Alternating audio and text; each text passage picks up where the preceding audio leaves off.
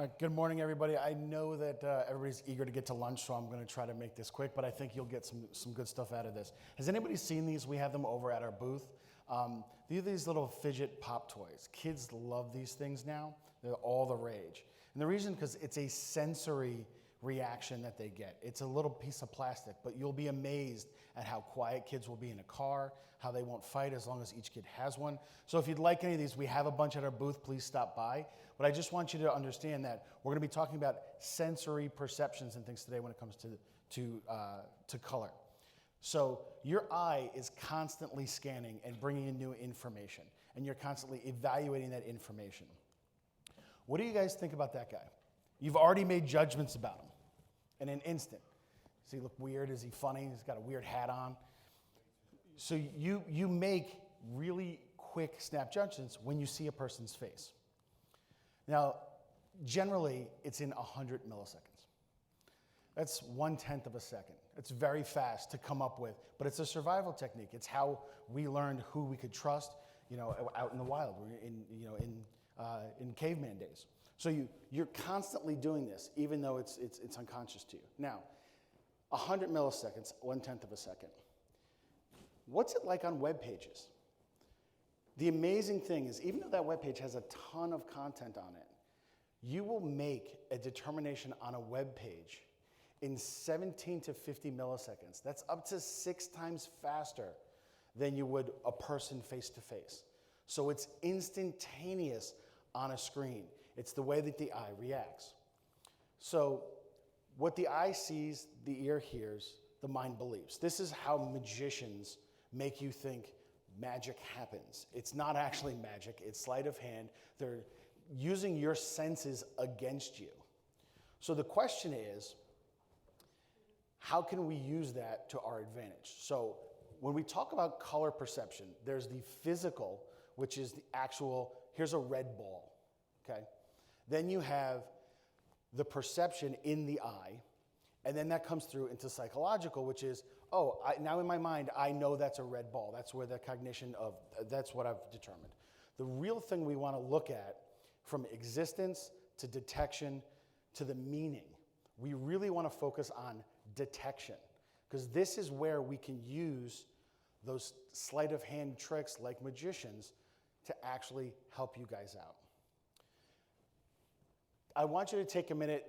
In the middle, try to break up between the two slides, but just stare at the X in the middle there, and you're going to see a phenomenon. So you've got those fuchsia dots, and they're blinking. So what did you see? Did anybody see anything besides the fuchsia dots? What did you see? Exactly. There's an aqua blue dot there. Now, what that actually is, when your eye receives a ton of one color, there's an effect called dominant color eye exhaustion. Your eye is overloaded, the cones in your eye. So what happens is it creates a complementary halo effect. That complementary halo effect is actually the opposite color on the RGB color wheel. Basically, what is happening is that magenta and the lime, they're opposite. Your eye is being overloaded with one, and so it's seeking out the opposite so it can rest. It's inverse, because the eye wants to be in balance. Now, the amazing thing is there's no lime on there. This is another one. Let's do it with red. Now, if you stare at the X on this one, give it a minute or two, and you will start to see something else. Anybody see another color yet? Raise your hand if you do. Aqua blue. So on that one, you have to remember, that's the opposite end of the spectrum. The human eye is jumping 3 times a second to capture visual information, and you're processing that in real time. The eye wants to find that complementary color because it's overloaded. It actually needs to find that complementary color because it's so overloaded, it needs that to rest.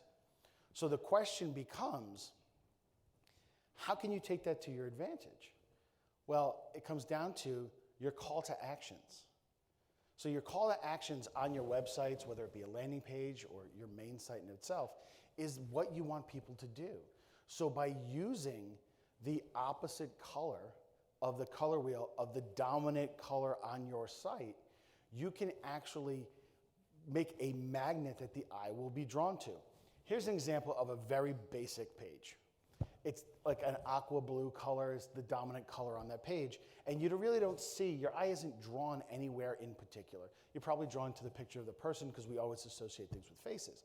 However, if we make one slight little change and change that button color to the opposite of that aqua blue on the color wheel, all of a sudden, everybody's eye is jumping right to that button. So you actually can take somebody who lands on a page and force their eye to go there. Their eye is going to want to go there. You're just slowly leading them along by changing that color. So you can see in the side-by-side comparison, it is obvious how much that call to action is jumping out at you. So you can use this to your advantage. If you do this on your site, I guarantee you, you will see a drastic increase in whether it's form fills or click to calls, whatever the call to action that you have, it will go up. And it is just a physiological response to that color change. Their eye will be drawn there more, and they will automatically go and take that action. So one thing to keep in mind, though, is that you can't use that opposite color too much. When you use it, it dilutes the effect.